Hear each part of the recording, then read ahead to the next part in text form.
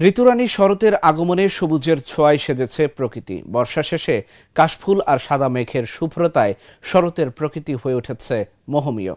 প্রকৃতির অপার সৌন্দর্য, সবুজের সমারোহ আর মিষ্টি রোদের ঝলমলে দ্যুতি, কি অপরূপ সেই দৃশ্য, চোখ জুড়িয়ে যায় মুগ্ধতায়।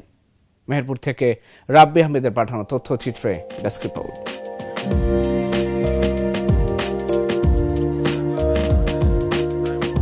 বর্ষা শেষে প্রকৃতিতে আগমন ঘটে ঋতুরানী শরতের। শ্রাবণ শেষে প্রকৃতি যেন নতুন রূপে সাজে।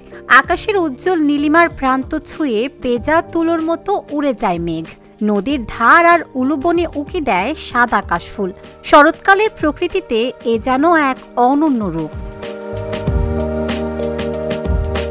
শিউলিতলায় হালকা শিশিরে ভেজা দুর্বাঘাসের ওপর চাদরের মতো বিছিয়ে থাকে সাদা আর জাফরান রঙা শেফালি, টগর আর শিউলি ফুল।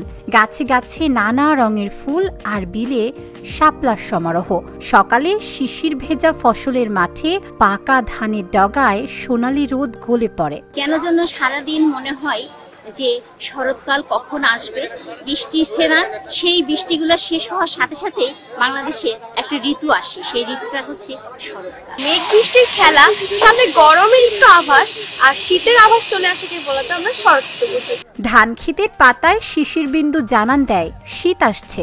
গাছপালা হয়ে উঠেছে সতেজ ও সবুজ।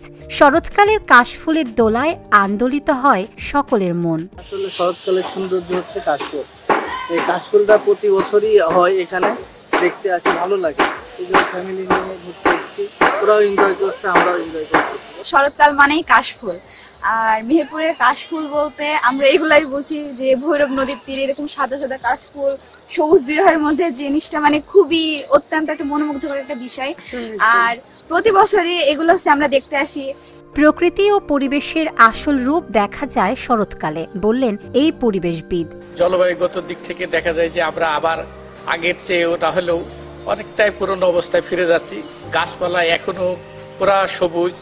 প্রকৃতিতে এখন যেহেতু শরৎকাল, এই শরতে আমরা দেখছি কাশ ফুটেছে, অন্যান্য ফুল যেগুলো সেগুলো ফোটা শুরু করছে এবং প্রকৃতিটা কিছুটা নীরব।